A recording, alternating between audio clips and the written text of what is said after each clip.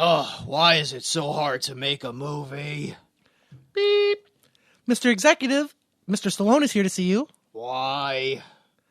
I don't speak Italian, sir. You'll have to ask him yourself. Fine, send him in. Hey, exec. I like what you've done with the place. Are those new curtains? I guess. You haven't been here since Dolly Parton tried to get Queen Latifah in a movie, huh? I don't understand. Did Dolly Parton take the curtains? No, Queen Latifah did after Dolly promised her I'd have cheese and there wasn't any. I gotta be honest. That doesn't make any sense. You're right, I'm sorry. What did you want to talk about? I wanted to star in a movie about an unfrozen caveman cop who has trouble with things like the internet and how to wipe his butt. I don't know. That doesn't sound much better than my Dolly Parton idea. That wasn't an idea. That was a memory. All right, touché. Look, I think this would be pretty easy to make. I saw Wesley Snipes in the lobby. I'm sure he'd be in it. Yeah, he said he'd be in any movie so long as he could smoke weed. Beep. Mr. Executive, your cousin Rob is here again. Oh, no. Send him in. Hey, cuz, how's it going? Oh my god! Aren't you Sylvester Stallone? You're the greatest! Your movies are so good! Your acting is phenomenal! You talk like you're retarded, but we look past that! Rob, did you really just come all the way down here just to try to be Stallone's lackey? Yes! Yes, I can do that! I can do whatever! I can make a face! I can be a sniveling coward! I'll be over here! I can be over there! I'll do whatever you want! I don't know why, but I like this guy. I want him to be in more of my movies. All of this is a bad idea. I don't want to do any of this. But fine, we'll do it. Oh, sweet. Does anyone have a name for this movie? Yeah, I'm pretty sure it's Demolition Man! Those are the rules. Those are the Demster rules.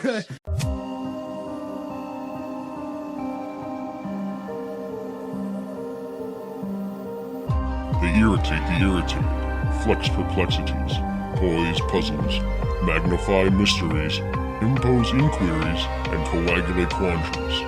But more importantly, they ask one question. Why would you make this?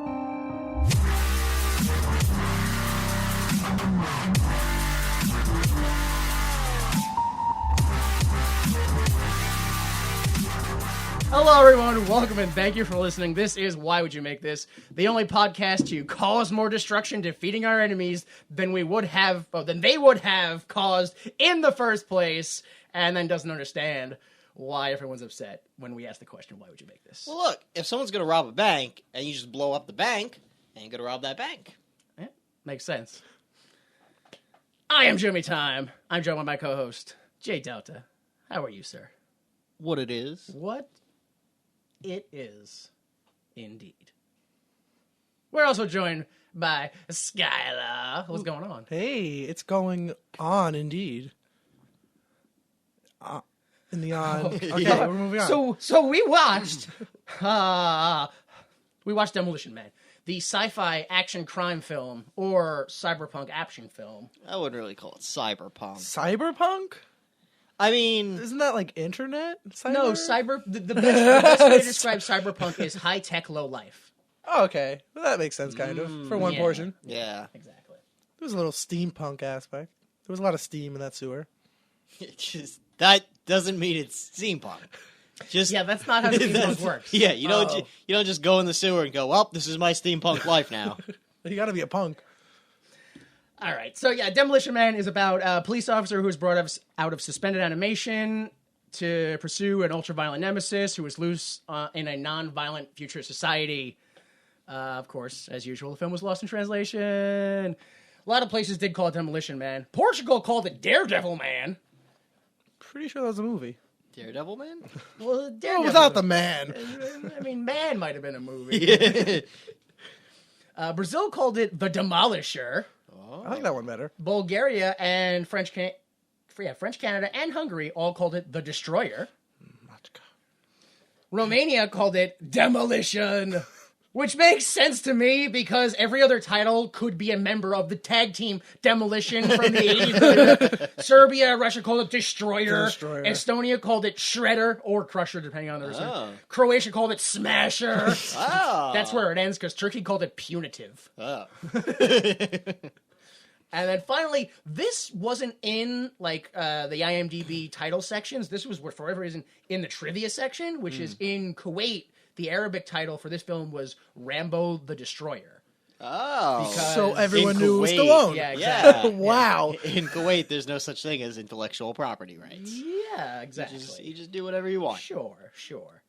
So did they just change his name to Rambo and all the subtitles? Probably No, not. Those guys- they definitely just- not. So they're all confused. I doubt it. I'll tell you this right now. In the European version, they didn't even do the line a second time when they changed it from Taco Bell to Pizza Hut. So the mouth goes Taco Bell, but you hear Pizza Hut. I gotta tell you, I watched that and I thought I was having a Mandela effect moment. Because I swore it was Taco Bell. You watched the Euro version? And it said Pizza Hut. I was like, no. And then I was like, I saw the lips. I'm like, when it gets to the scene where you see the logo, it'll be fine. And they dubbed it over with the Pizza Hut logo. I'm like, no. They did, but only from the outside. From the inside, it still had. You could still see it? I back didn't on notice the that. inside, yes. But also think of in that. some other lines, they just go, so we're going to go to Taco Bell, huh? It's just like, all right. I thought it was weird that the waiters were like mariachi men serving pizza, even though I didn't see pizza. Look, listen, none of the Taco Bell, Pizza Hut, none of it made sense. No. Even though they are a partnership right now. Because But they weren't back then. they talk, they're like, Which well, is weird. They predicted it. Ooh, they predicted it. They predicted a lot of things, I think. no, they didn't really predict all that much. No? Really? They- Wesley oh. Snipes is a criminal. Oh, man. Got that out real quick. Uh, I mean, but it didn't involve money, and there's no money in the future. Yeah. plus, Can't like, be the right about everything all the time. last murder in L.A., 2010. Let's see, I don't know. Cop does something wrong and is punished for it? What? This is all wrong. I'm not sure if you just accused Wesley Snipes of murder. What?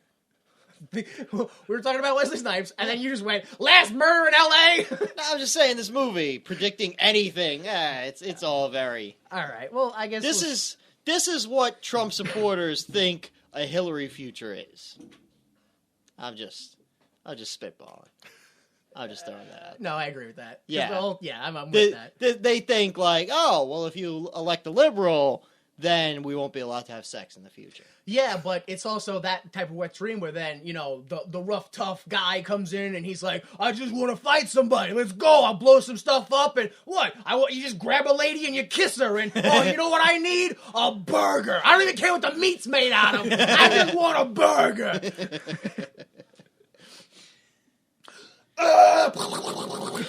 It's America, baby. You shoot, you fuck, you eat meat. Yeah. That's it.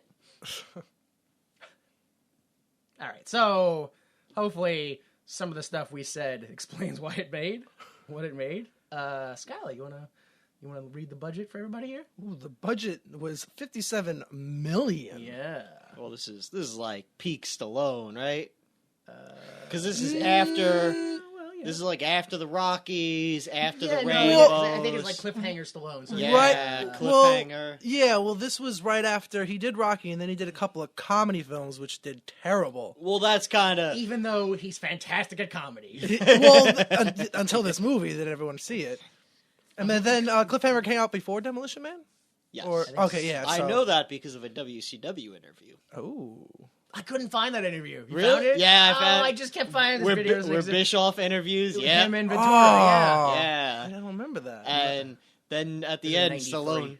Yeah, Oh, yeah, you that's weren't why. around. Yeah, you That's weren't why. paying attention. Stallone puts on a WCW hat and he's like, why am I doing this? That old purple one, the purple and gold. No, it was like 93 WCW where like their logo was literally just generic font of WCW. There was no Yeah. style, I no got it stitched to them all. yeah. Every show is introduced with that like. I was gonna describe it, and I realized I worth couldn't it. describe it. I don't know what the words are. That like screechy saxophone from the '80s, like every wrestling show. I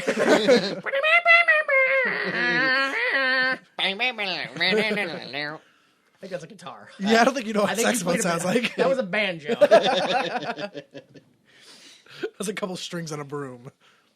All right. So I don't think you finished it. No, the budget was $57 Yeah. million, but it grossed just under $160 million. Peak Stallone. So made some money It did. somehow. Yeah. With the average ticket price at $4.14, So cheap. over 14 million saw it in theaters. Yeah. Pretty cool. Peak Stallone. Pete Stallone. Yeah, this is. I mean, it's kind of all downhill from here, right? Because it was after this that he's like, I'm gonna really focus on my comedy career. Stop, and my mom will shoot, and like that. Or I think Tango and Cash was like right around this. Let's just move on. I missed all those movies. Let's not pay attention. That's no good. Well, let's just put it this way. They made a Tango and Cash movie, and then they made another Tango and Cash movie, and that other Tango and Cash movie had Ben Stiller and Owen Wilson, and that one was better. Oh. And the first Tango and Cash movie was Sly Stallone and fucking Kurt Russell. Oh. Yeah, that's like if you're like we're gonna make a buddy cop movie with Sly Stallone and Kurt Russell. Fuck yeah, man. See, Hell yeah. I never saw or looked up what Tango and Cash was, but I always heard it was a movie, and I just assumed it was about a guy and a dog. That is Turner and Hooch. I've seen that starring one. Tom Hanks. Yes, and a dog. Ironically, although I thought that I never could figure out which one the dog would be, though. If it would be Tango or Cash. Well, it's much easier when it's just the movie K9, where it's a man and then K9, the dog. Yeah. So you know right away. Yeah. Which that one starring is Jim Belushi? Yeah. Yes. Jim Belushi. Yeah. All right, let's move on to our favorite hour, The best hour. the Troy McClure hour.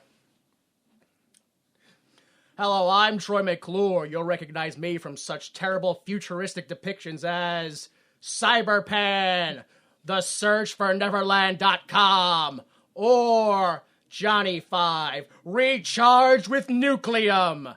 Today, we're here to explain the various ways you can escape death. All right, so, I mean, I don't want to let him hear, but Troy McClure's not really a star. He's kind of a B-list star. Yeah. So why do we always talk about the actual stars during Troy McClure Hour? Yeah, it makes no sense in my mind. So right. we're going to talk about the other people. Nigel Hawthorne plays Dr. Raymond Cocteau. You'll recognize him as Professor Porter from Tarzan, the voice of, the Disney Tarzan movie. Oh, yeah. The old dude, yeah. That's who that Oh. is. Sadly, he died in 2001.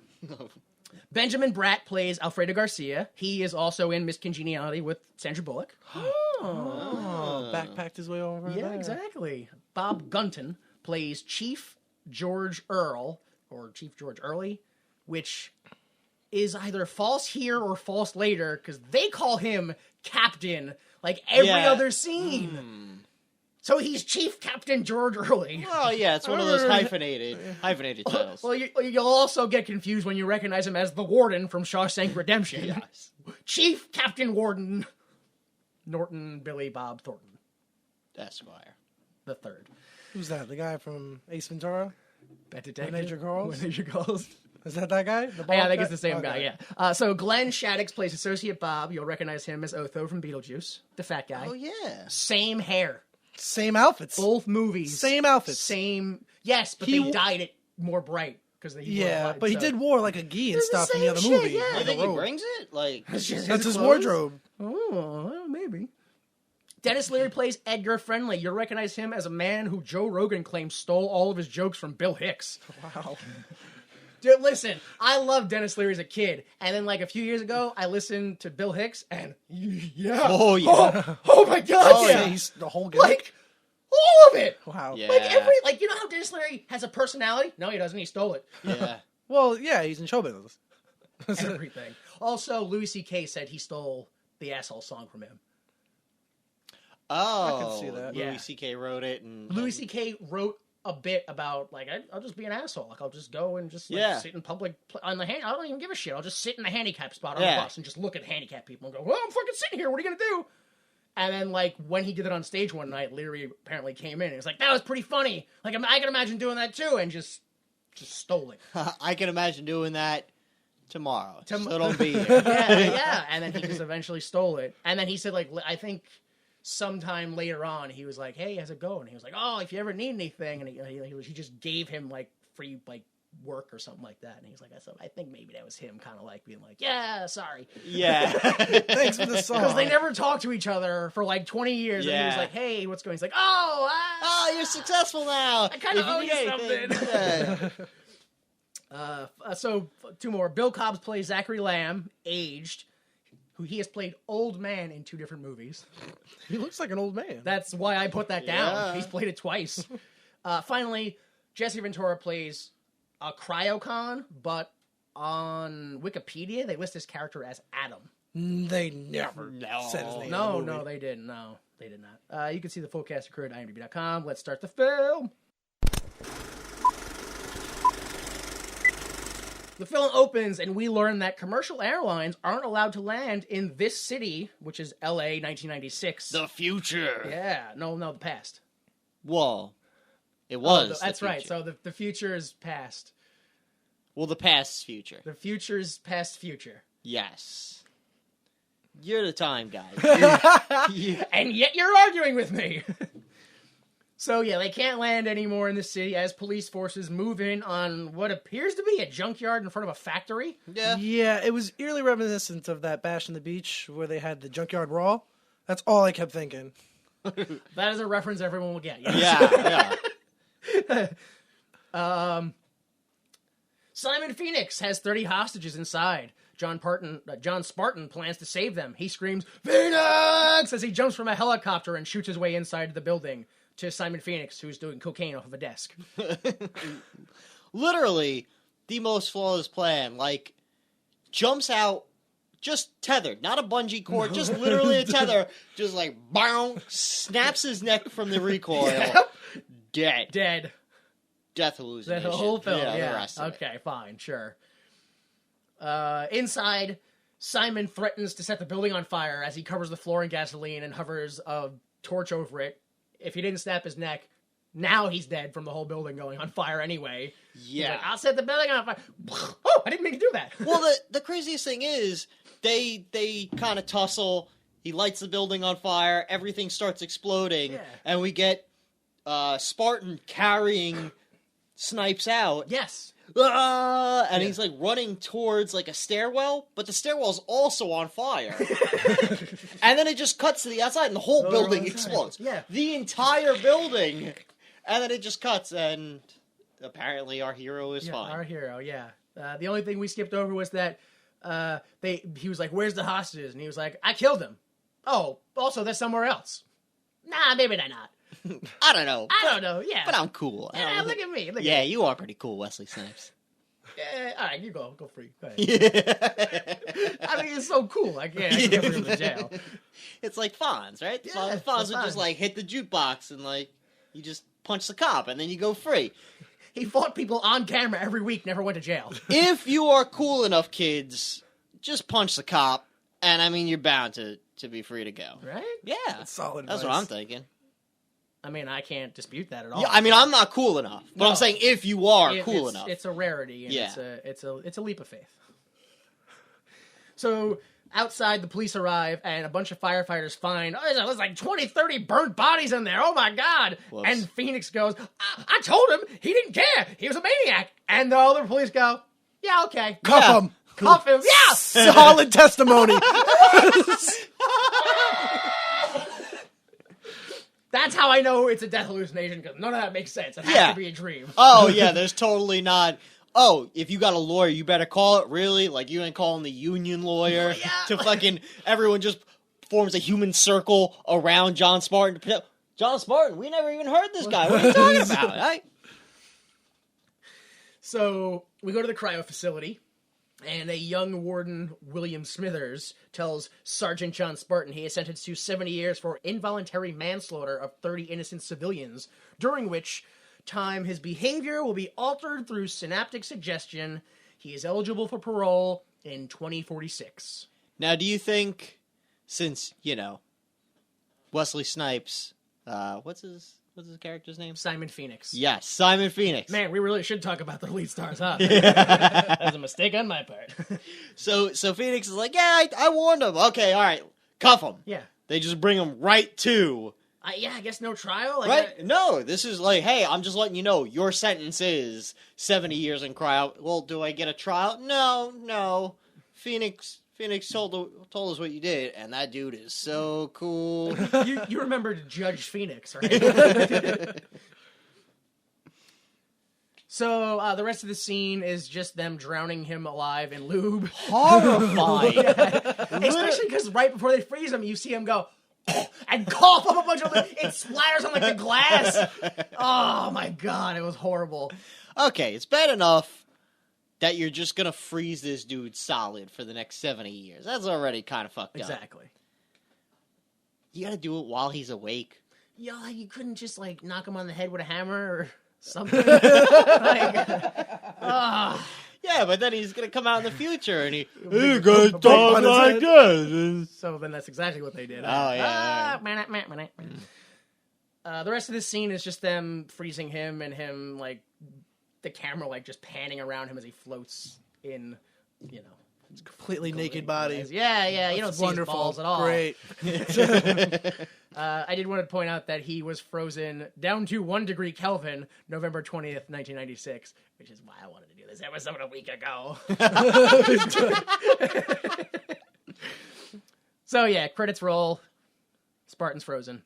August 3rd, 2032. The future! Old Warden William Shatner, which is how you know it's the future. Smithers. Yeah, William Smithers. Shatner. We were talking about him today. So, William Smithers checks prisoners as Lenina Huxley calls him, as per her duty, to check on the prison population. But they're frozen, so it's silly to ask. And my first thought is, that's her job. Do they have that conversation every day? Yeah. Like, does he mock her every day for doing her job? Every day. Oh my god, they're a tolerant society. So he's like, it's fine, everything's normal. I'll call you back after parole hearing. Still Ice Cube, you stupid bitch. Thanks, I'll call you later. Be well. Lenina self-drives to the station, audibly bored with her life. We pop underground for a second, or actually, the underground pops up for a second, and we see that Mr. Edgar Friendly uses these underground pop-up spray graffiti machines to graffiti a sign, which then has electric probes prop out and immediately deletes the graffiti. Future. With electricity With or electricity, something? Yeah. Visual. Somehow it cleans it. How much work did it take to build those graffiti machines? Dude. Not as much work as it took to make that telescope, because it was just like 2 mirrors, like in 2 positions. It came out of the ground like super tech, and then it turns. It's just like 1 mirror So sticking up. did they drill up? And then, like, we gotta save that chunk of grass at the top, though, guys. No, they just pulled out the sprinkler system and replaced it with the periscope. I'd believe that, because they're like walking through like a sewer line. All right, I guess. Fine, that's logic. That's good enough. You pulled that out of your ass, but it works. Edgar Friendly and groups talk about how they need food at the police station. So why do you keep investing all of our resources into these graffiti machines? You take like beetles and flowers and grind them down into inks, and technically we can eat those. Like, we're starving. We can eat the flowers and the beetles. It's all about disrupting the status quo. I'm an artist. You have to suffer for your art. No, you have to suffer for your art. We don't. Well, you have to suffer from Well, yeah, you gotta. We all gotta suffer. We're a society. We all suffer. President Art.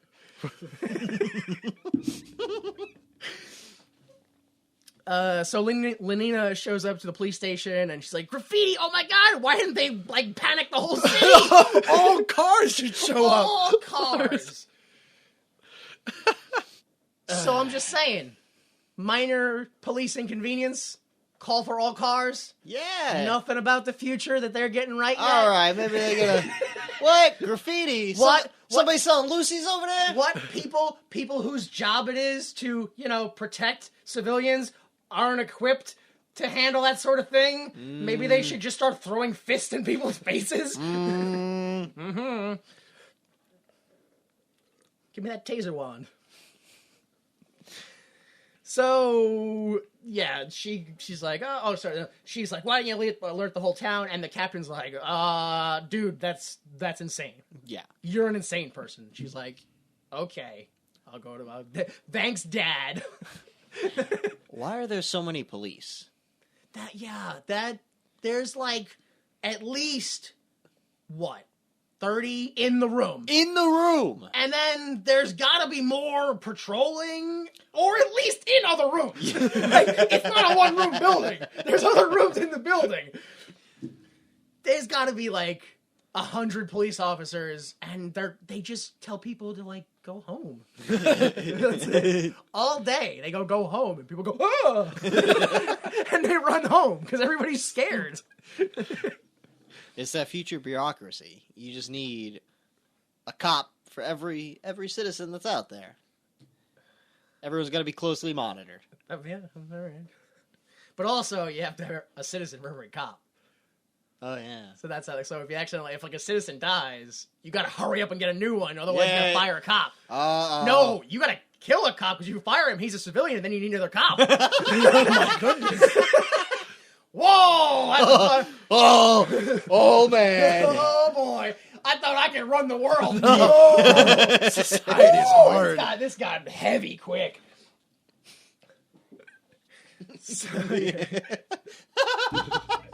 So Lenina goes into her office and she curses and is fined a half credit because she commits like an under the breath violation of the morality code. Yeah. I was like, oh my god, there have to be more. There weren't. That was it. Everyone was just a normal morality code. Yeah. I was upset. Then Alfredo Garcia comes in and looks at her office filled with 90s memorabilia. Mostly just like lethal, like police stuff. And I go, that's why she's a cop. She thinks being a cop is fun. You just run around and go, ah! She is so confused why Zachary Lamb has never once said he's getting too old for this shit. It's the most confusing part about this job. She just stares at him all, like sits next to him like, he's gonna do it now. He's gonna do it? Huh? No. Hey, Lenina. I go to the bathroom. It's your birthday. How you feeling? You getting old? Oh, the big 7'5" still working, huh? Oh, yeah, and you feel fine about it, huh? You like your job. Oh. All right, well, maybe at this big 7'6". All right, so she's bored with her job still. Yeah. Lenina. We go to the cryo center, and the warden explains to the new parolee, who is Simon Phoenix, that the prison parolee system was abolished, and we don't learn anything else because Simon repeats everything he says in Spanish, which upsets him. So first off, I'll call you back after the parole hearings. Oh, there's no parole system anymore. What's happening? What is his job? Because it seems like his job is to go, you're out of prison now. Good luck. Welcome to the world. Because there's no programming. They do all that in. So I didn't notice it. There's a lot of things I didn't notice. They said Jack Black's in this movie. He's one of the scraps. Like you didn't notice him? No. It was like for 1.5 seconds. I had to rewind it. I was like, was that Jack Black? Apparently Schwarzenegger's in this movie. Yeah, exactly. Was this when Lenina calls him about like, are they okay? And he's already doing a parole. Like you see, like the skinny guy gets rolled in. That's the piano player for Taco Bell later. Motherfucker gets a job real quick. Like, there's so many little things in here that I'm like, I don't know what's going on. Is it real? Or is it all death hallucination? Probably. Yeah. That'd be really great if it was. If it just ended. Oh my god. If I was dead and this was all a dream. That'd be so great. Oh. So, yes, warden, parole, stop speaking Spanish. Oh, you're so cool. He's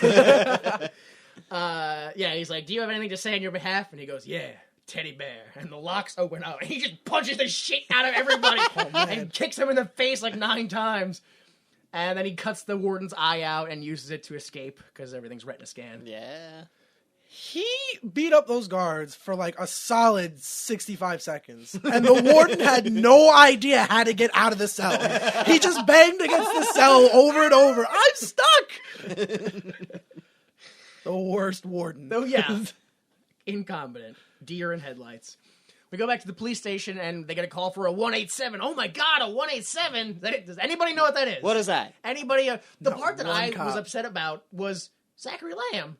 Apparently didn't know what a 187 is. No. The dude's been alive Since John Spartan. yeah. And Well, I would assume they have a whole new police system and code since the guy took over. So he would learn all the they new don't. code. But they I don't. know what a 187 Yeah, is. that's Oh, the and same. that's an That's actual a real police Oh, officer. that's the real don't thing. listen to me. Yeah. I'm not a cop.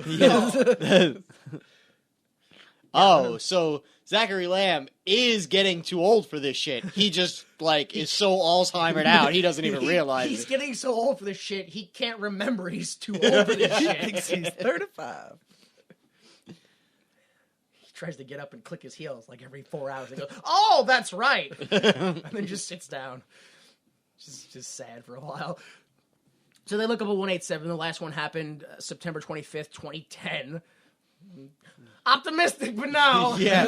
Oh, that's real optimistic. Yeah, no, it didn't. That was what was that try. like Boko Haram was around that time? Yeah, what was that? Yeah. So the computer shows them everyone's either dead or dying.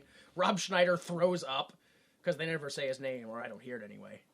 And he's listed on IMDb as uncredited, all the way at the bottom. Oh, and they go, he was in this, but they didn't. Rob Schneider as uncredited. Yeah, as I don't know, you pick it. Gene? Why not? Lenina looks up parole filings, finds out Simon Phoenix, old man Zachary Lamb. He explains, "Oh, he's evil in a way you've never heard about, you've never read about." And I go, "Yeah, no, you don't have to say that. That's very obvious. Of course, they've never heard or seen the type of violence that he does. He's not chipped. You're not gonna be able to find him." Zachary Lamb says that he set up shop in South Central LA, and I don't know if that means that he was a criminal in South Central LA. That was like his or his if base he of... owned South Central LA. That's what he no, said. he owned He South owned it. Central LA. Yeah, the whole. He said Because- you're not allowed to enter. Yeah, That's what he said. At the beginning, when Spartan first shows right. up, he's like, "Look, I told the city, stop coming. Police stopped coming. Ambulance stopped coming. Those damn buses kept coming." Kept coming. Damn, Which, nobody likes buses. Why just do we trying have them? Who likes a bus? I would assume that everyone knows, including the bus drivers, not to go down there. I would just assume bus drivers' bosses are more of an hard ass than anyone else's job. No, you go down there. bus drivers look for the workers' comp claim. Look, man, I got shot in the job. I am retiring. That's government retirement right there. Yeah, I am set. That's cushy. Like Grandkids going to college with that type of thing. So, looks it up.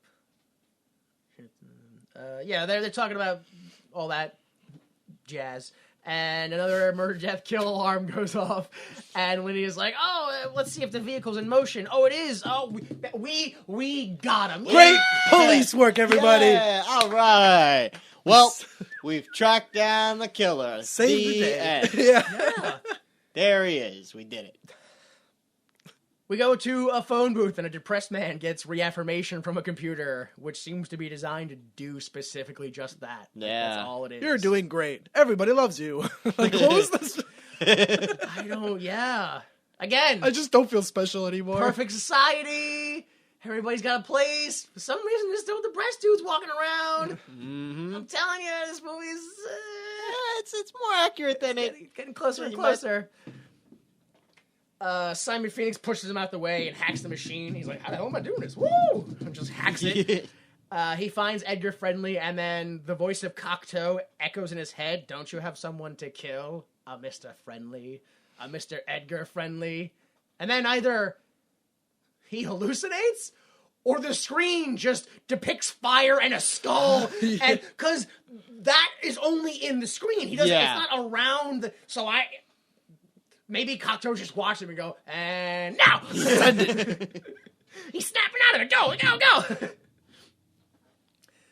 go! He snaps out of it, starts looking up guns again, and he violates the morality code like 4, 5, 6, 7 times, which doesn't make sense. They say, because later on in the movie they say people are chipped, all money is gone through the chip, so how is he fined a credit? How is he going to pay? He's not chipped. Who's getting fined? Maybe he's got the Warden Smithers' hand in his back pocket or something. I doubt it, specifically because Oh yeah, he says, Spartan, let's hope yeah. he doesn't figure that one out. Yeah, you're right. He literally says, unless he steals somebody's hand, let's hope he doesn't figure that out. So it couldn't have happened yet. Because he didn't allude to it. The police arrive around the machine, and they're like, "Compu manual, what do we do?" And they're like, approach the guy and say, "or else." And he's like, "What?" And like hacks the wall to shoot a guy with electricity. Yeah, I thought that was. I was like, really? So, especially because right after that he goes, "Okay, now I'll fist fight you." Yeah, and he just whoops their ass, and it's great. One at a time. Yeah. You He attack lost me their ass. one at a time. I knock you out with a single blow. What is this? Let's stay on the jump in. So this is when they say, "We're police officers. We can't handle that sort of violence." Ah! I also like during this whole fight. Yeah. There's one part where the two cops are like, "All right, we're just gonna get in our car and leave." Wesley Snipes like jumps in the air, smashes through what is clearly the most dangerous windshield ever because it's all just plate glass. Yeah. Right. Shatters. Yeah, and with superhuman strength, takes a guy and just flings him out of the car. The reason why I don't think this is a bad movie is this is I don't know. It's either a comic book movie, like a comic book, but the live action version, Yeah. or an anime, but the live action version. And I don't know which. When they were is. making it, they did, a lot of the screenwriters and the producers described it as they were purposely putting in a lot of overused devices in action films, kind of like a satire sort of way. This shit seemed like That's so what they were much like kinda a doing. comic. Yeah. Like, to me, this is basically like, oh, well, let's do like a superhero, supervillain movie, but like tone it down so they don't have like super duper They powers. tried to put everything in this movie. Yeah. Absolutely everything you could have. I think they got it.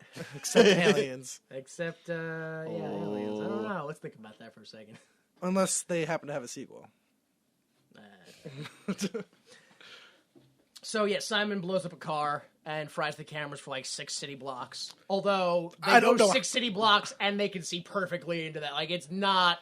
Like, that camera was like a block away. Yeah, in a tree, too.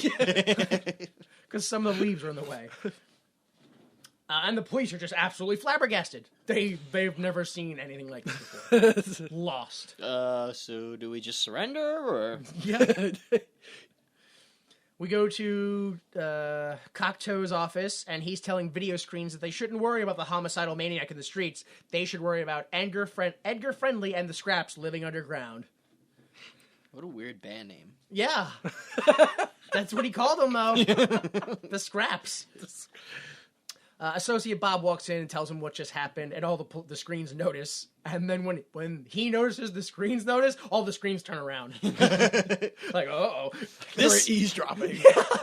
Okay, this is probably really fucking nitpicky. Yeah. But the screens thing bothered me so much because Yeah? I don't remember if it was this scene or later on. But there's a point where he's like walking around the table and the screens are following him, and literally the cameras are just dick level at this guy. Like, okay, well, I mean, and you can see that the cameras are like pointing right at his dick. You're like, all right, well, I'm literally just looking at your dick. And this is for us guys who are directly in front of. The ones behind us just see the back of our computer monitors. They don't even see you. Yeah. This is all poorly thought out, future man. You control the whole society? Yeah? I doubt this is the one flaw you put in the whole place. So, they call the police. The captain is still flabbergasted, but he says they'll do everything they can and hangs up. And then he's like, what else do we have that we can do? Like, oh. Lenina Huxley talks to Zachary Lamb about it, like, hey, how'd he stop him in the first place? And they were like, oh, it's that guy John Spartan. So they look up videos. And it's just him, like, punching people in the face and blowing up buildings. And then it's also some journalist being like, hey, how dare you put a price on a human child's life? And the kid's like, hey, go fuck yourself. I'm right here. You blew up a $7 million mini mall. Yeah, for a $25 million ransom. No, $25,000. $25,000. Yeah, how do you justify that? And the kid went, fuck you, lady. Because, yeah, I'm right here. Hello? No. So, the mini mall explosion. Captain calls him brute. We go to the Spartans. Captain's like, this guy's an animal. Jump to them have already thought him out. Like, there he is. Actually, no. They jump to, and the captain goes, this is a bad idea. And Lenita goes, well, it's legal. So we can do it. We're the cops. Yeah. We do whatever the fuck we want. In fact, I'm going to take your dick out. Look, there it is. Look at it. Everybody look at his dick. Spartan gets thawed out, and he's like, where's my wife? Where's my daughter? And they're like, the wife her light was extinguished in the big one of 20...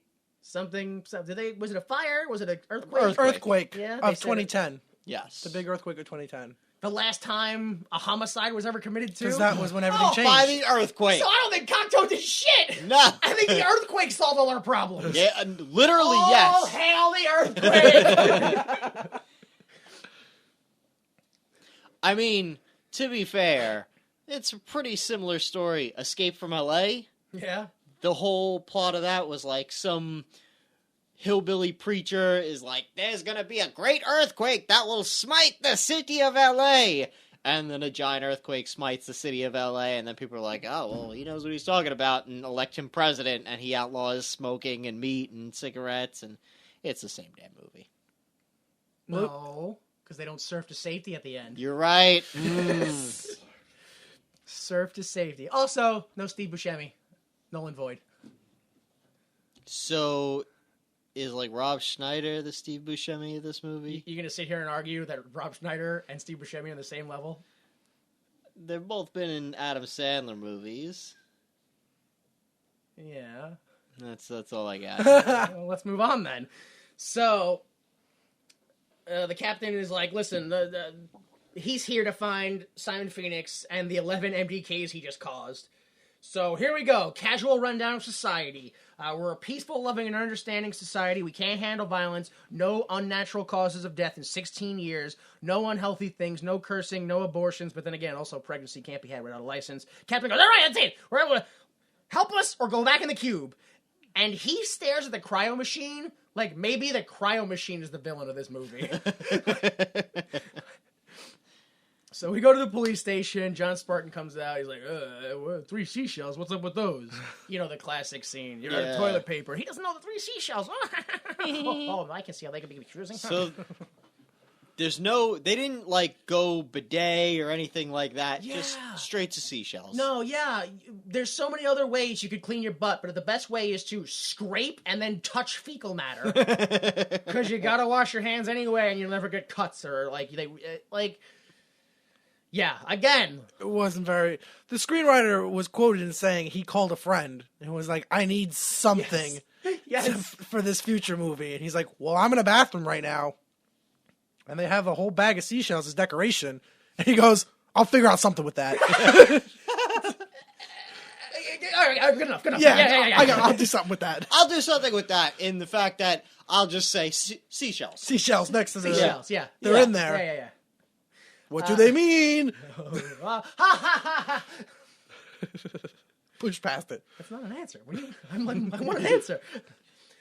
So John sees the pilot from the beginning. You know, the helicopter he jumped out of. Turns out that was Zachary Lamb the whole time. That was him, the pilot? Yeah. I thought I was being racist. No. I had to look it up. I was like, is that the same black guy? I was like, no, just because it's the only 2 black guys. Pilot. Yeah, but they have me grounded these days. Their only line is, you were that pilot. He goes, yeah, but I don't fly no more because I was a pilot. Oh. And then he's like, oh, shit, Zachary Lamb, you look damn good. And he's like, oh, I cursed. Oh, I got an idea. You fucking piece of backstabbing shit. Goddamn, no more good motherfucker. And he takes it. He's like, I'll be back in a while. So here's my question. Did John Spartan poop, talk to a friend, and then go back inside to wipe his butt? Yes. I don't know. I think it was preemptive. I think he looked around for it and went back. And he's like, "You need toilet paper so I can actually go back and shit." I don't think he took double shit. I think he went in there and went like Austin Powers when he got thawed out. And he was just like, "I gotta go!" Ah! just exploded. Just emptied his colon. Wow. Paint the walls. So later on, John learns that he's chipped.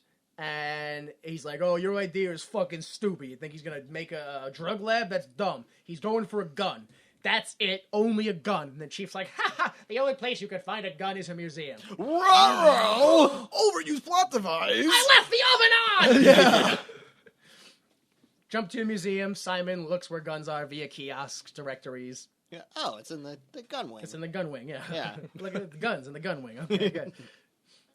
We go to a car. John Spartan's like, I'll drive. Oh, wait, it's the future. Lenina, you drive. Later on, they listen to the radio, and it's the classic commercial station. They get an Alka-Seltzer jingle followed by an Armour hot dog jingle. Armored hot dogs. The meat defunct before the movie came out. Oh, is that why? Armour hot dogs hasn't been around since the 60s. Like, I don't understand why anyone would know this jingle. It's from your time. No. It's from nobody's time. It's from the before time.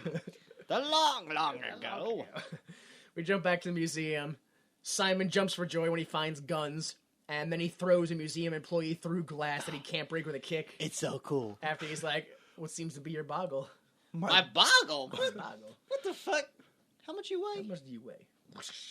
I like how the guy's like, oh, well, turns out I weigh 6 stone, and they're like, fuck you. Though through the whole movie, like pretty much any time John Spartan or Simon Phoenix are on screen, they talk like just, I don't give a fuck what you, and whenever they go, I don't give a fuck, John Spartan, you're I in the love background. that they kept it. Every That's my scene, favorite part. Every except scene for when they're outside in the or park, underground, yeah, anywhere, yeah. There's, I noticed the one scene in the park after like Cocteau gets confronted. I don't want to reveal the criminal in myself, but when I realized that he cursed and nothing went on, I went, oh, I'm dealing drugs there. Instantly, that was my first thought. Son, I found a drug place. So, Simon, he takes all the guns, and he's like, wait a minute, where's the face of guns? And he finds it, and he's like, oh, and I love it, because he's got to sit there and casually watch, like, the information video, like, how the gun works Yeah. and learn. And he's just like, oh, okay, so, all right, what is that? Ammo? Like, what do I do? Yeah. 2 employees come in, he blasts them with shotguns. Gun takes 2.6 minutes to charge. Okay, Sure. why not? Outside, Spartan and crew arrive. Isn't it convenient that they kept ammo in with the guns? Yeah. Like plenty of ammo. Like, all the ammo. I- There's a cannon? We need cannon ammo. I think the justification was that they're so peaceful, they don't even need to deactivate ammo anymore. Yeah. a Why? museum. Like, it's just, yeah. So yeah, Spartan and crew arrive, and he's like, "What's this thing?" And they go, "Oh, it's your glow wand. That's your weapon." He goes, "All right." And he just walks up to a pedestrian, wham, and just knocks him out. Yep, police brutality. Turns out this future. I'm telling you. Spartan enters the armory section, but is blown back by a cannon blast from Simon trying to leave because there was a giant door like that came down like a blast door. That just locked him in. Good thing they store cannonballs there. Yeah, it's all right there. Also, gunpowder. Yeah, the cannon charge and the gunpowder and the Gunpowder. fuse and then the big long stick with the flame at the end. Also fire. He Yeah. had fire. That's the last thing I would suspect him to find in this society is a lighter at all. A matches, bullshit. No. So, I don't know why I just thought about this now. Can we talk about how they unfreeze people and then dress them in their old clothes before Well, putting them through parole? look. Like, Spartan. Spartan and Phoenix were both like, but they were fully clothed, which means they didn't put the clothes on themselves. Yeah. Other people dressed them in their old They clothes. don't want them to feel awkward. Or Well, the anything. best part is Spartan didn't go in like his own clothes. He went in this like weird like see-through hospital gown. Yeah.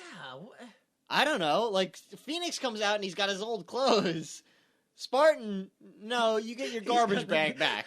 Man, how did nobody suspect anything with Simon Phoenix? He comes out wearing neon orange clothes and overalls. They're like, all right, another parolee. That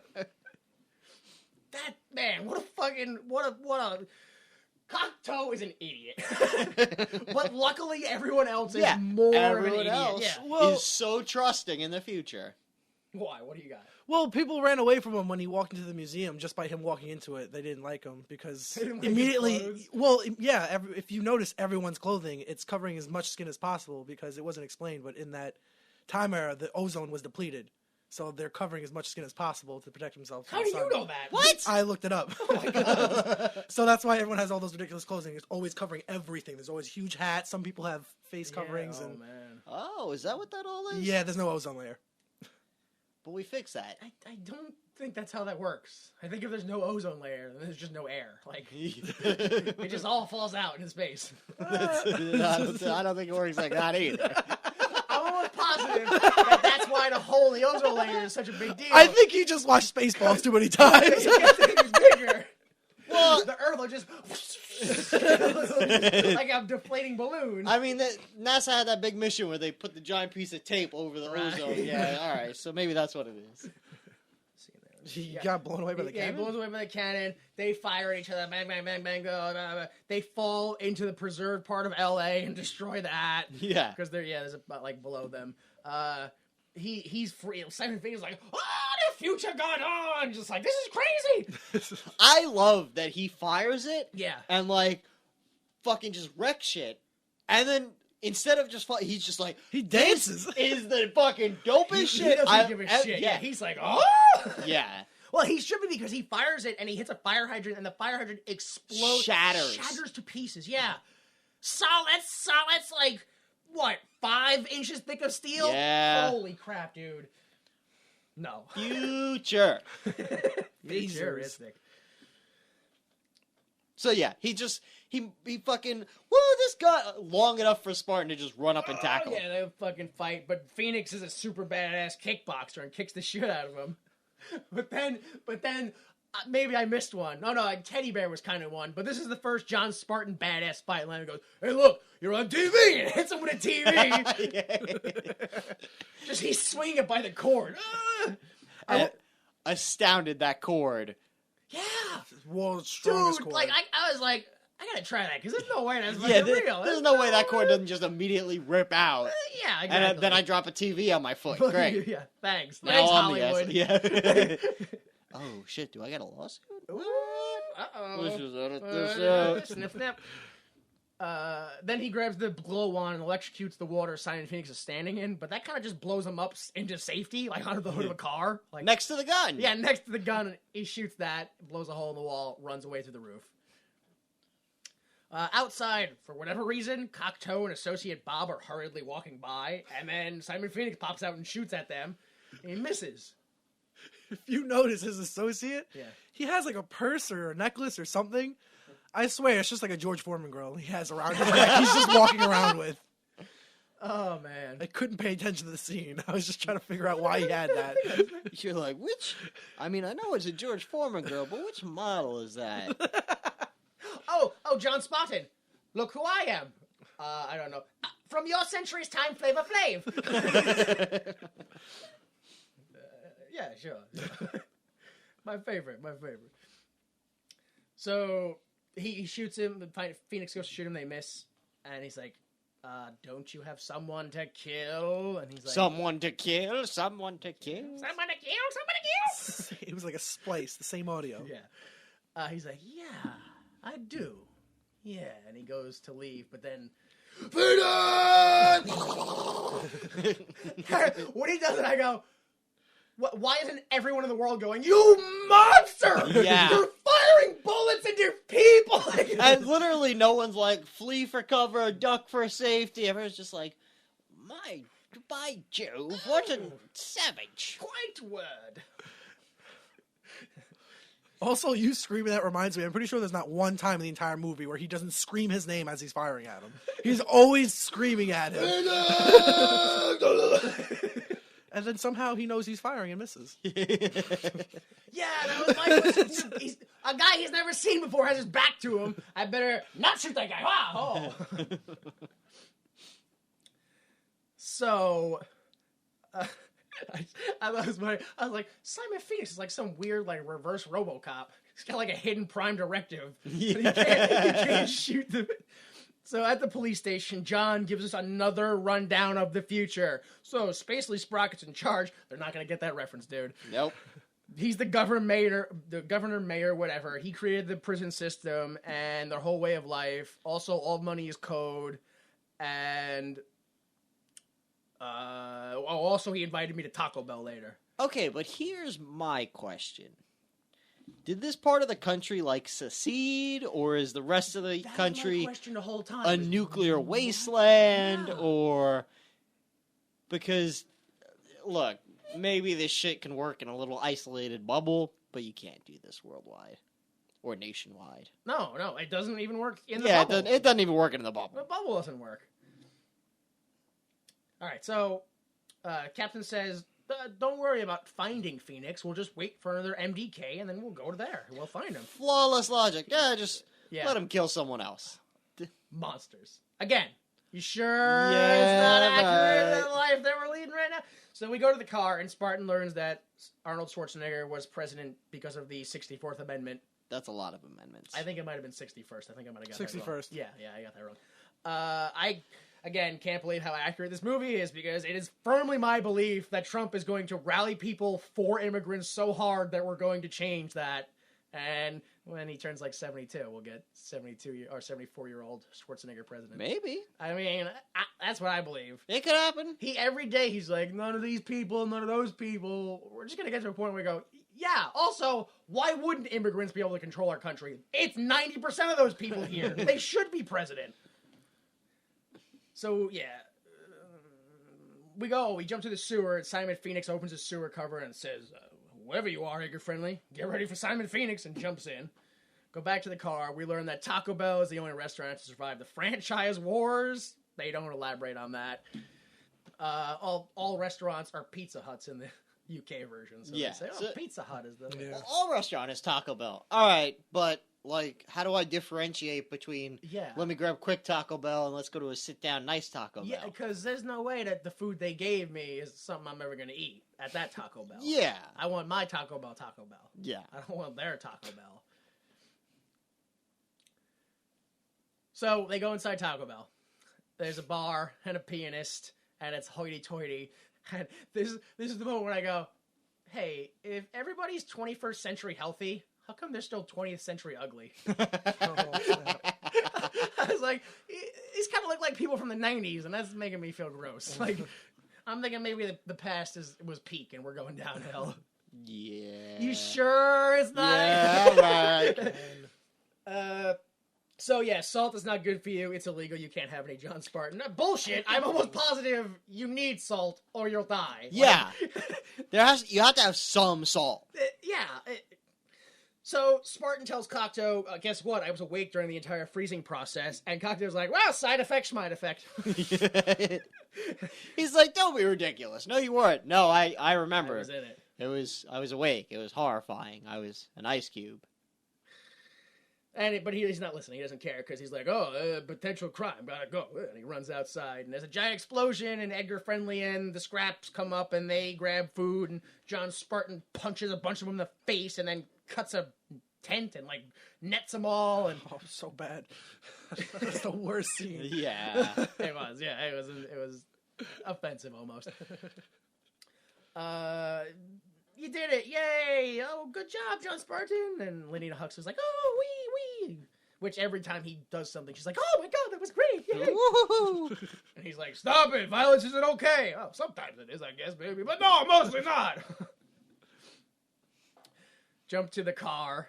Spartan apologizes, like, I'm sorry I yelled at you, you know. And she's like, no, don't worry, it's not your fault. I just judged you as the wrong archetype. I thought you were the He-Man strong, but you're the brooding dark sense. And I go, oh my god, this is it. We've reached peak future. Yeah. She's autistic.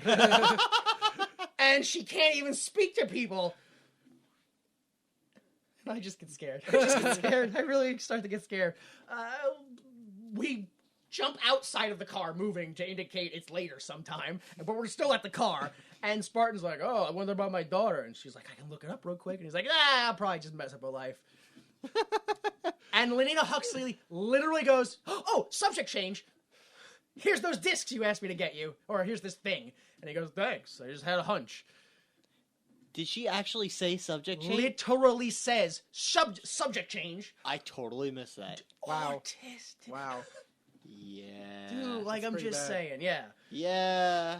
I mean, I guess in the future, everybody's got Asperger's. That's what I'm saying. And it's the same, too, because at the beginning of the film, we didn't know her. She seemed like she had her life together. She was doing pretty well at work, but Then you talk to her and you go, oh, never again. Maybe like once or twice. Oh, man.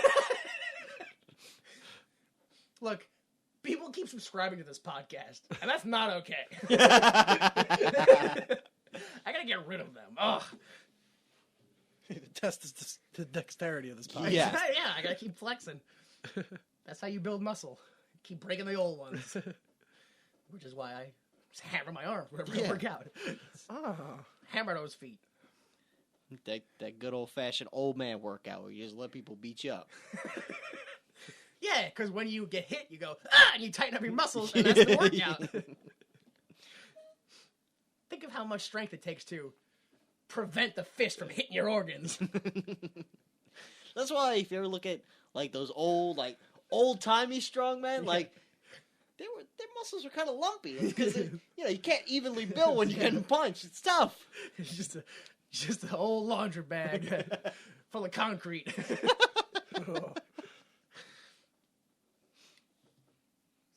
So yeah, thanks for that thing, Lenina. Jump to Cocteau's office. Phoenix is like, oh, I changed the password. Now I say illuminate, deluminate. And he's like, why are you here? Cocteau's like, why are you here? Aren't you supposed to go kill Edgar Friendly? That's the only reason I paroled you. Literally, that's the only reason. If there was a camera in this room, we'd have enough evidence to put him away. So Phoenix is like, oh, I need more men. And he's like, okay. And he's like, oh, also I want some power in return, like, part of the world. And he's like, okay, just do the job. And he's like, wait a minute, what about that Spartan character? And he's like, well, that's just to make sure you do the job. And he's like, well, I'll just kill him again, so whatever. And then he leaves. We go to Lenina's Huxley's apartment. She invites John Spartan in to have sex. She comes back in a robe with 2 helmets. And I go, uh-oh. Uh-oh. She's I thought it was just autism, but got the helmets now. I don't know. Oh, God, we're going to do virtual reality furry stuff. Yeah. He kind of looks at her like, what's going on? And then he closes his eyes and he's like, ah, techno dance club! Because that's what the sex looked like. Yeah. It's just like there's lights and like flashes. Like laser beams I see. And she's like kissing, but in a way that's not sexy. Like if you were like, hey, person with Asperger's, make a real sexy kissy face. Right. Do that now. I'm just saying, I feel like now we're just beating him up now. Making them nice and strong. Yeah, and I don't want that. I want them to be weak. Because I hate them. So, yeah, Spartan's like, oh, and he breaks contact. And she's like, what are you doing? No, scientifically proven the enzymes. And, and he's like, why don't we just fuck? And she's like, ew, you're fucking gross. Gross. Science, dude. Fluid transfers and stuff. And he's like, I'm going to kiss you. And she's like, no. Stamps her foot and points. And I don't know. It's got to be intentional. It's a fucking movie. But when she goes, and points, you hear in the background, cuckoo, cuckoo, cuckoo. And the alarm clock goes off. Oh, no. And he's like, all right, whatever. He leaves. He goes into his apartment. He forgets the lights thing. And you hear a break, so I presume he steps clean through a table. Because he steps in the room and falls down into that pit, that recessed pit that they have that's a living room, and you hear a shatter. So he definitely stepped through a table. Yeah. And he gets ready. He immediately runs to the bathroom and goes, fucking seashells. And then again, this is why I love Stallone, because his little fucking his comedic moments, which is then he's like, he leaves the bathroom, he looks in the mirror, he's like, happy Halloween.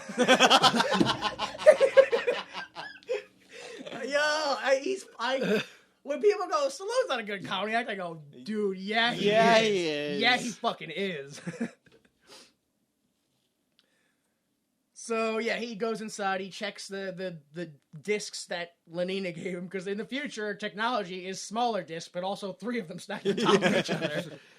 And he puts him in to go look at it's a security video of the Phoenix Cocteau scene where he comes out of the roof and they don't you have something that whole thing. You hear everything. He's like, but before that, he got an unnecessary video chat from a naked woman. Yeah, for 2 seconds. Hey, Billy, I was just thinking that we should. Oh my God, I'm so sorry.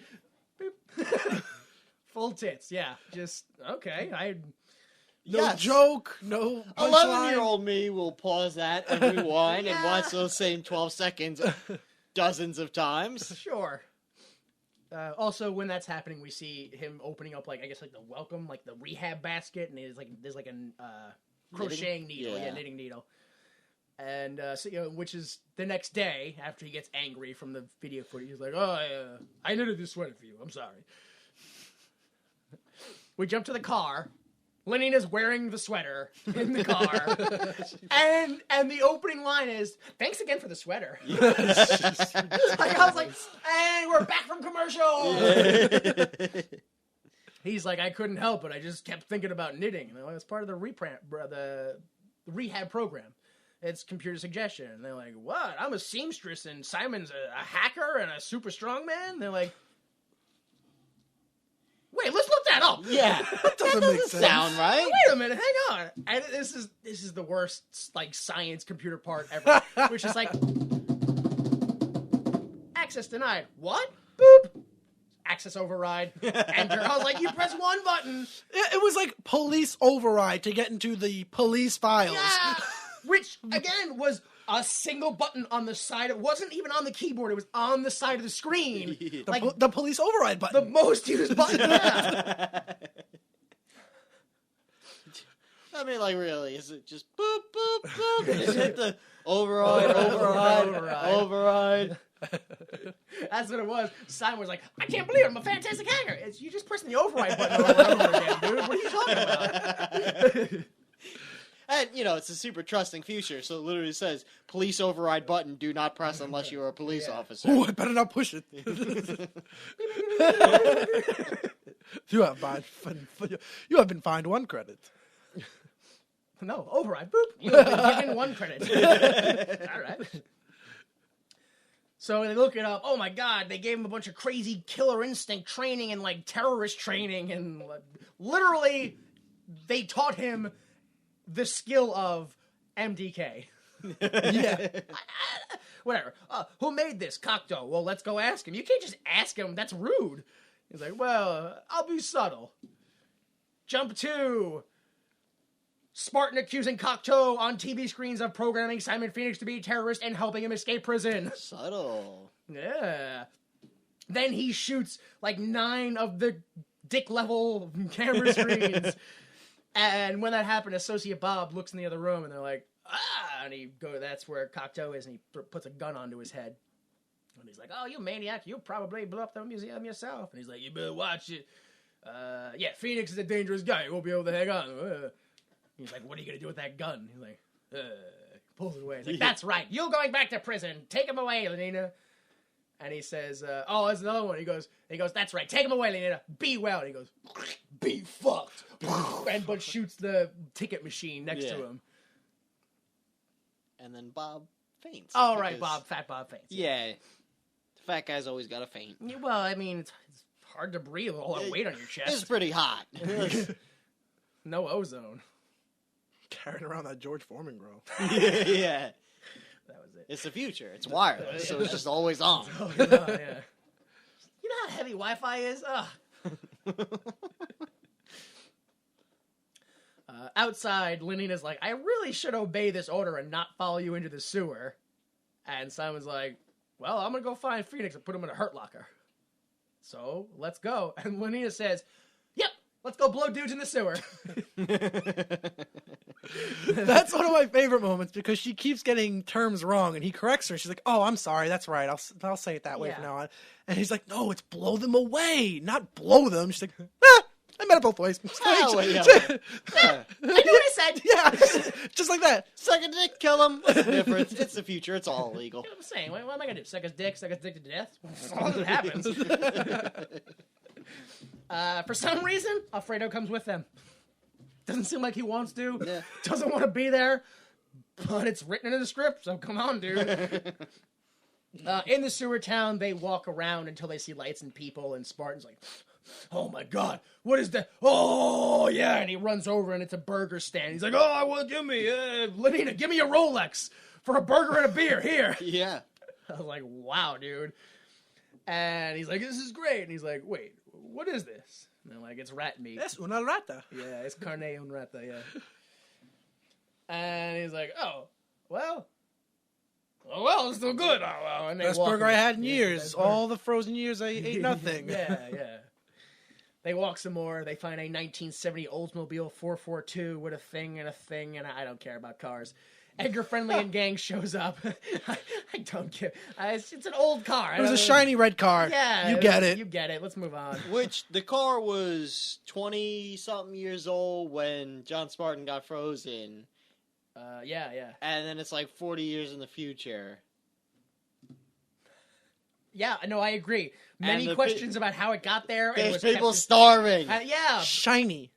Everything was filthy down there. It was shiny red. Please, Edgar, just let us eat the bugs. Stop making red dye. We're going to die. Let me tell you something about my art. I'm an American. I believe in red meat and red blood. I'm going to smoke these bugs. I'm going to smoke this car. He just kept doing that. Like, look, you're not reading the script, Dennis. Where are you getting this from? I just love the whole time he does his shtick. I'm like, oh god, here it goes. And Stallone on screen is going, oh god, here it goes. They got Dennis Leary. And I'm like, oh yeah, because he does that one thing. And then he goes in camera and he does that one thing. I'm like, yeah, that's that one thing he Yeah, does. that's that one thing. That's it, dude. He Yeah. does. You did it. All right. He's still doing it. What Yeah. an acting range. Do something else, please. Yeah. Now I'm a sad fireman. Oh, I guess that's better? You don't seem very sad, I gotta be honest. Oh, so you're a sad fireman who just likes to eat meat and smoke and fuck and... Oh, great. Oh, I don't think there was a change at all. Yeah, no. Still seems like that one thing. No, now I'm John. My name's John now. It's different.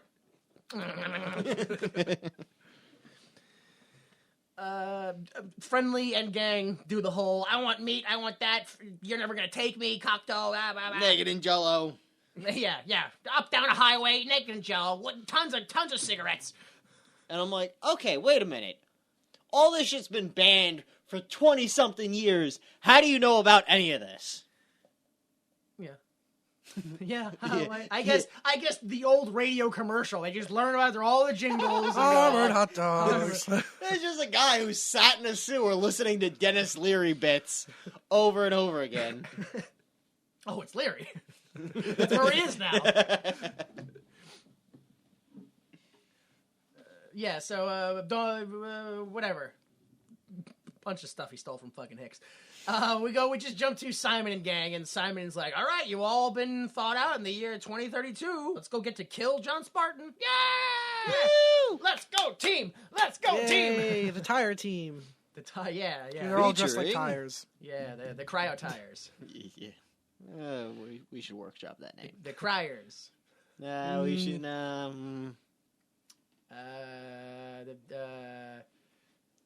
Fire tires. Perfect. Phoenix tires. Phoenix. Tires by Phoenix. Tires. Nailed it. We got a song and everything.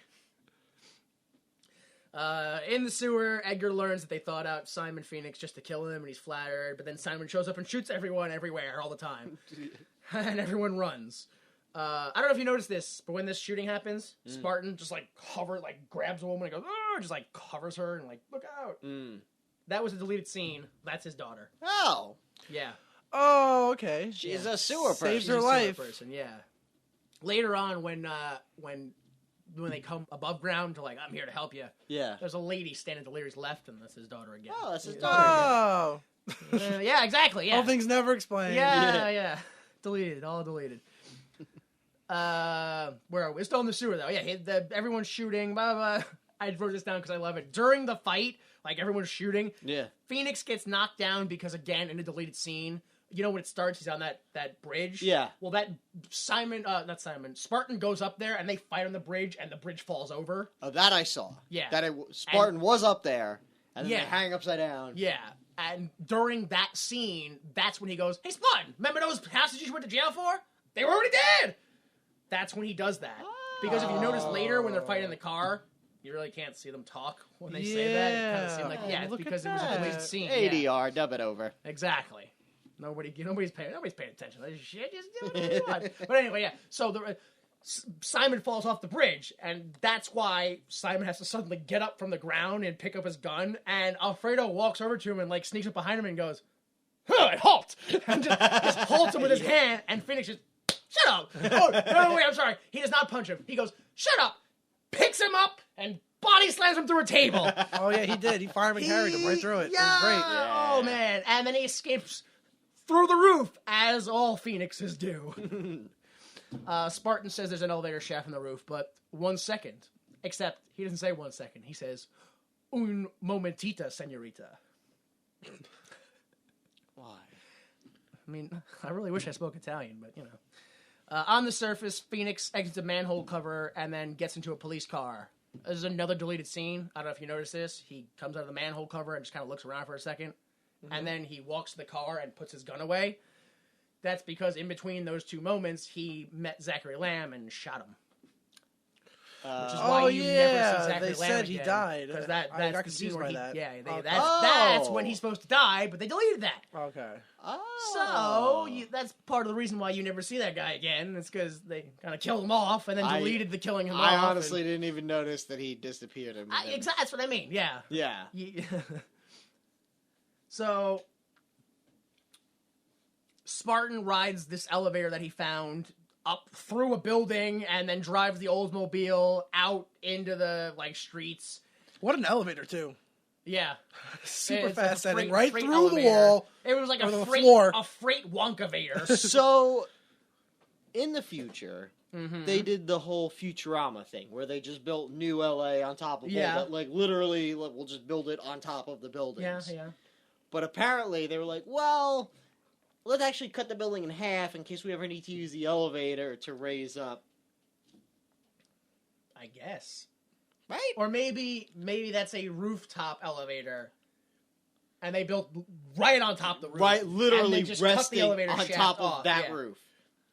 Although, how elevators don't protrude out of their shaft. Anyway. I guess this is what the scraps do instead of eating. They just modify old technology. They modify old technology. In ways that inconvenience other people. Hey, did you find that elevator over there? All right, we're going to put it under this store. All right, so they drive the car out, and conveniently, oh, look, that's my car! And, of course, Phoenix is in her car, and they're chasing him. They weave in and out of traffic. He climbs on the roof, and Lenita learns to drive in real time, because that's not how cars work anymore. She said she saw it in movies. It's okay. She's great, so it's fine. Yeah. She's fantastic. He jumps on Simon's car. They wrestle for a gun. The door falls off. They fight while hanging outside. This is when he admits, oh, they were already dead. You didn't kill anybody. And Spartan throws him from the car, and then the car crashes, but it fills with foam, so he's fine. Shouldn't he have suffocated? That's what I thought too, but I guess not. He was only in there for a couple minutes. So whatever. The captain shows up and arrests Spartan, but he's like, "No, we'll talk later." And this is when You're under arrest. Nah. that's cute. That's real cute, Chief. Edgar Friendly and the Scraps arrive, and they're here to take a stand. And the Chief's like, "You're under arrest. The fact that you're under arrest negates you doing anything else. You can't leave." And he leaves. And Lenina's like, "Take this job and shovel it." It's my favorite line. And he's like, "No, that actually works. That's a good one. I'm going to start using that." And they get in the Oldsmobile and they drive away. In Cocteau's office, Cocteau is just marveling over the fact that his plan is fallen through and they're going to create a perfect society. And all of a sudden, Phoenix goes, "Hey, you can't take away people's rights to be assholes." Which is the weirdest thing he said this whole film. The whole time. The whole time. Because You're the real villain. Yeah, Yeah. it's just so, That's who you remind me of. An evil Mr. Rogers. Hey, Jesse Ventura, kill this guy. And Jesse Ventura goes, and each time he shoots him, he's in an office chair that pushes him back into the next room until he's in front of fire, which they just toss him on the fire then. Simon is like, I'm in charge now. And Associates Bob is like, I'm a pretty good associate. I could be with you now that you're in charge. And Phoenix is like, damn, all right, why not? Yeah. Shit, I ain't gonna argue with that. Elsewhere, Spartan and Lenina arrive in Takato's office, but they're jumped by thugs. And Lenina kicks one of them in the dick a good 157 times. Like, that's the only move she does. It worked. Yeah. Well, yeah. Yeah. Spartan punches another guy to death, and then he's gotta be dead. Come on. Lenina shoots a third guy. And again, she's like, oh my god, I killed a man. And John goes, it was either us or him. She goes, yeah, that's right. Anyway. Well, there is that, yeah. Let's move on. Okay. So about that super realistic cop future where they just go, bang, bang. Well, it was them or us. What are you going to do? Yeah. Also, all the same thing. You can't take away people's rights to be assholes. What are you doing? Stop that. Evil Mr. Rogers. Right? That's what everybody everywhere is. Hillary. Evil Mr. Rogers. That's what it is. So, everyone's gone. Simon left, and then Spartan and Lenina are like, oh, what's he doing? He's unfreezing 80 men. Oh, no! We have to go. Let's go. And they leave the room, and Lenina, some reason, goes, you know, I understand what you said before about how sometimes violence is necessary. And he goes, good, whap, and just knocks her unconscious. Hits her with the glow rod. Good thinking. Yeah. Zap.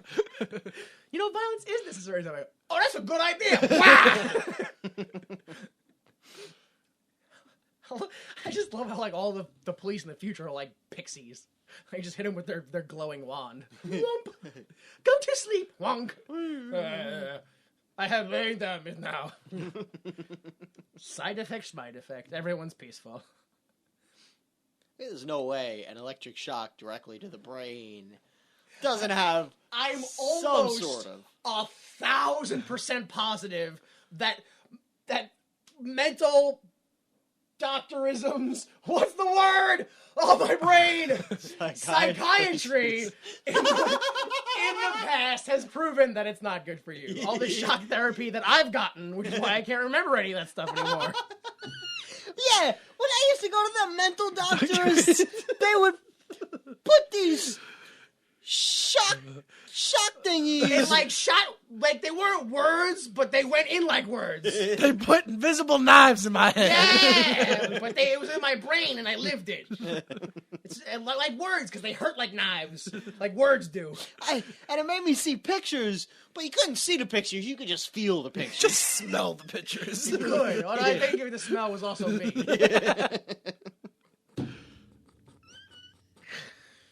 So at the cryo facility, Simon wants to unfreeze Jeffrey Dahmer and immediately afterwards kills all the cryo workers because we're done now. Like, we don't need you.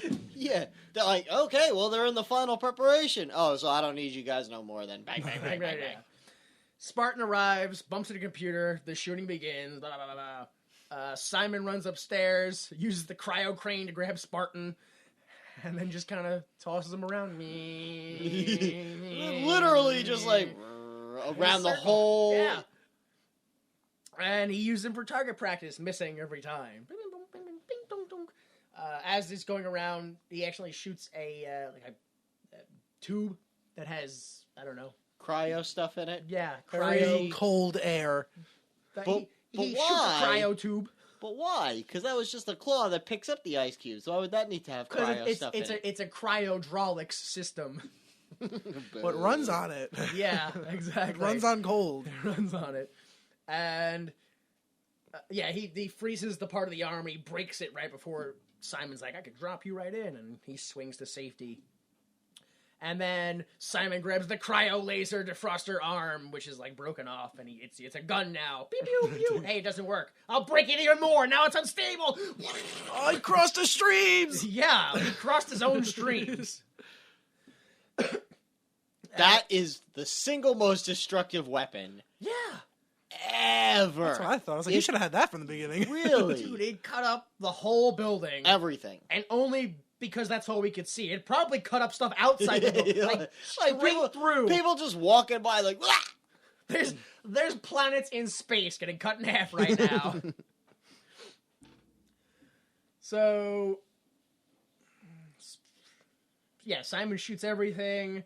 But Spartan, like, runs up a wall and over and jumps, and he lives. And Phoenix just goes, God damn it, what am I doing wrong? Why can't I kill you? And I go, this motherfucker is so cool. So good. Throws the gun on the floor. Ah! And they just kind of stare at each other, and Spartan goes, is it cold in here? Is it just me? Which is what Simon said at the beginning before he set the building on fire. And so it's like, good memory. Nice callback to the beginning of the movie. See, you're so good at comedy, Stallone. I don't know why people don't. So they fight around the place and just punch, kick.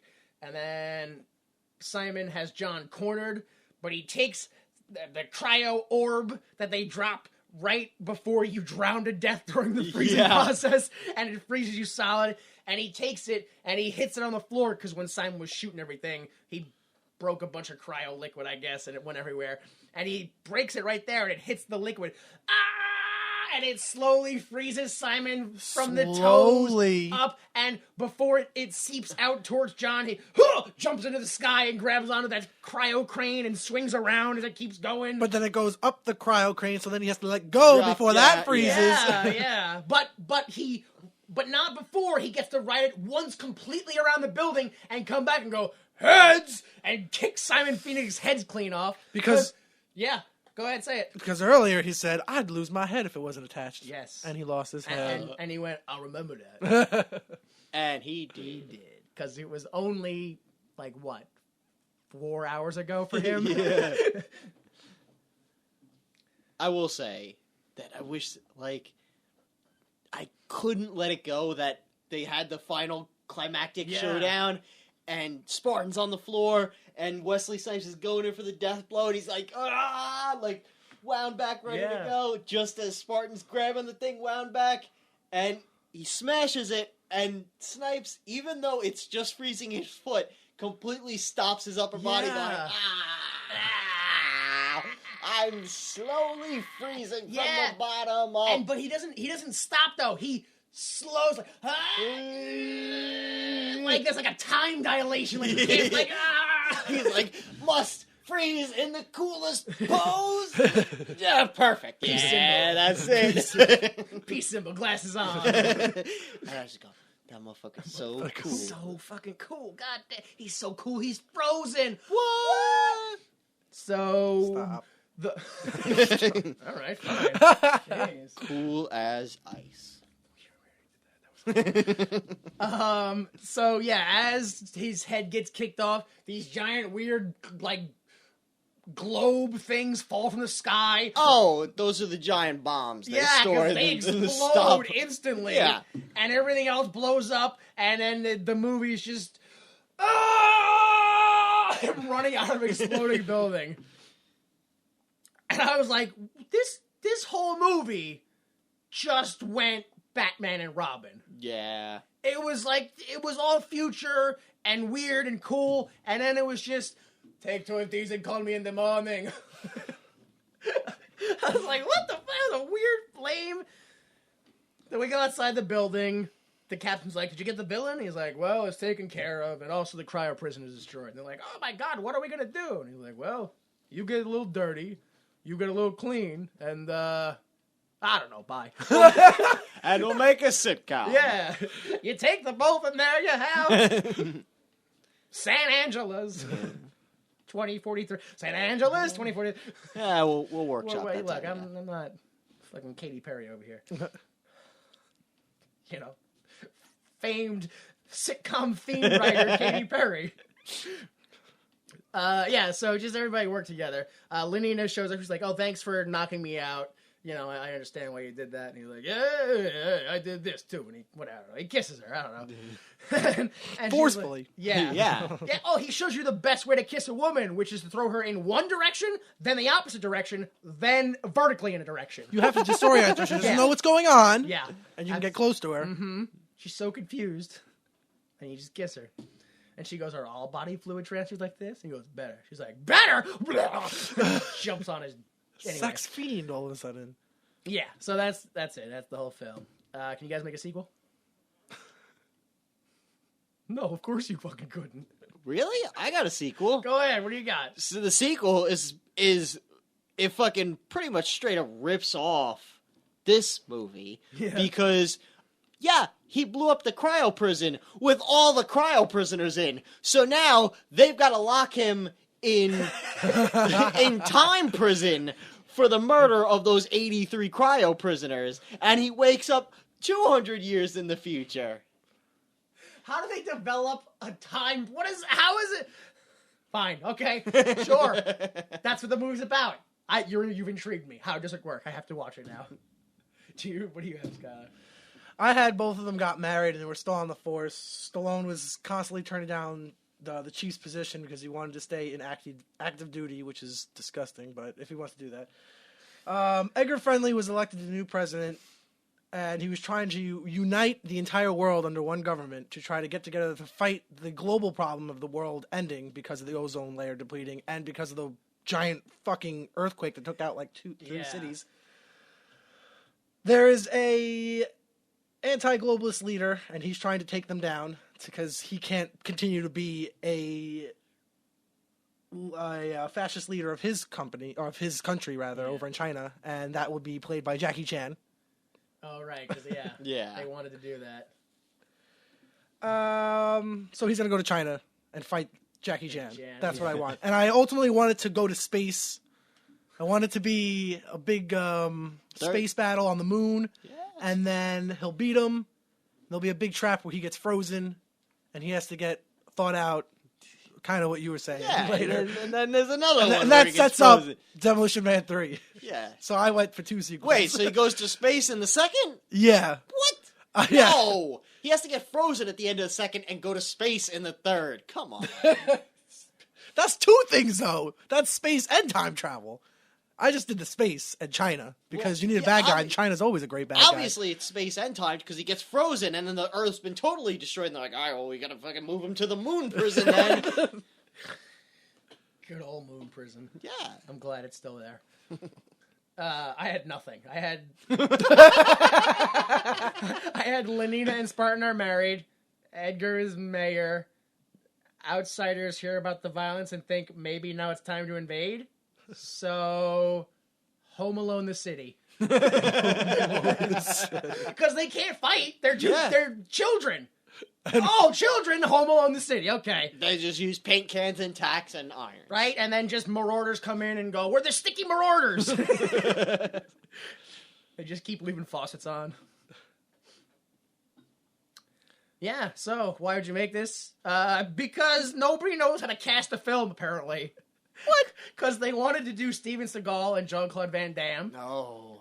With Spartan being Seagal and Van Damme being Phoenix. And Van Damme was like, no, I want to be the good guy. And Seagal was like, no. I don't want to be the bad guy. So it ended. Yeah, so they didn't do it. And then Lori Petty, Tank Girl, was the Lena Huxley character, but apparently she left 2 days into filming due to creative differences. Which allegedly was she did the first scene for her was the sex scene. Or the non-sex scene. The director was like, this isn't good for her. I don't want her for this. This is the Wow. And immediately went for Sandra Bullock. He did the sex scene and went, I don't want to fuck that. Which you could get sued over now. So that's... In fact, they all are now. Yeah, they are. So that's... We'll all help you. happening now. Lori Petty, we are here to say these words at a judge. We will represent you for a cut. In the Lollipop Guild. Yes. We will represent you in the Lollipop Guild. Have you got a legal problem? We can't help, but Do you have lollipop problems? Do you have a gumdrop that won't leave you alone? Allow us to represent you in the Lollipop Guild. The Lollipop Guild. The Lollipop Guild. Also, Warner Brothers disliked the 2+ hour long cut of the film, so they brought in some new editor to cut it down. I want to see the full cut. Dude, There was a Jesse Ventura there fight are scene. petitions online to release the footage. People have been Dude, signing. I just want to Yeah. see, because in the interview with Stallone and Ventura, and, Ventura's obviously kind of doing a thing since it was for WC, but he's like, yeah, I'm not going to try to do it, but he's like, yeah, I like doing the whole, you work with Stallone, he's not afraid of getting, rough and tough and not afraid of some physical contact, blah, blah, blah. And I was like, But I heard they kept asking him, like, so what's it like? And he's like, I don't know. You'll have to watch to find out. yeah, It could be anything. that's pretty much what it was, yeah. But what happened in the film? A lot of good things. I think you should watch it. It pretty much ends, well, can you just tell us? He's like, well, you just have to pay to see. Yeah, that's because that's his character. Like, he's not going to show up and Yeah. not do his character. Yeah, they deleted stuff, like pretty much all we said. The daughter subplot, the Zachary Lamb dying. Actually, the warden's eye being removed was more gruesome. They took that out. Ventura's fight and presumed death scene. And then the hanging off the bridge scene and little things here and there. There's a lot of scenes in the trailers that you go, that's not in the film. That's not in the film. There's a lot of scenes that are in the film, but they show you an alternate cut or take of the same. It's just like, what?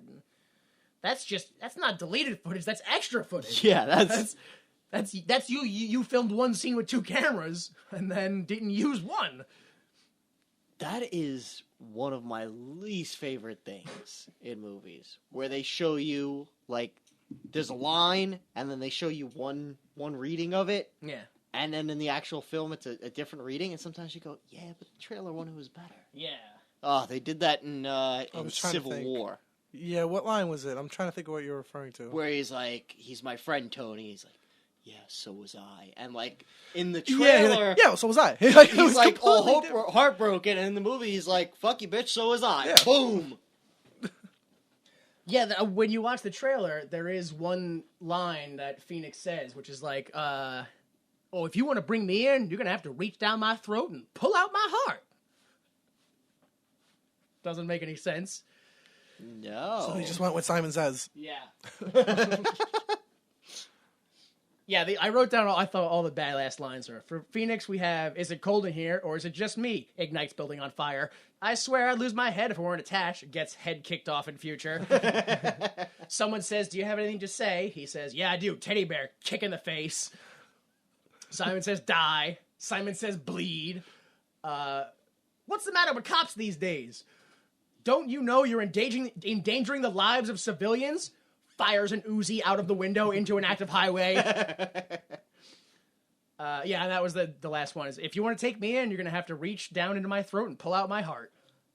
And then Spartan I have, which is somebody asks him, somebody says, I've been dreaming of killing your ass for 40 years. And he goes, well, keep dreaming.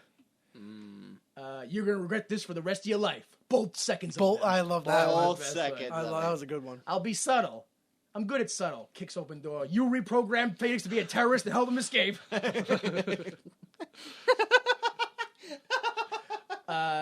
This display of barbaric behavior wasn't accepted even in your time. Yeah, but it worked. Shoots 9 TVs. Be well. Be fucked. Shoots the ticket machine. That's not a badass line, but these are just lines that he said that I was like, what the hell's wrong with him?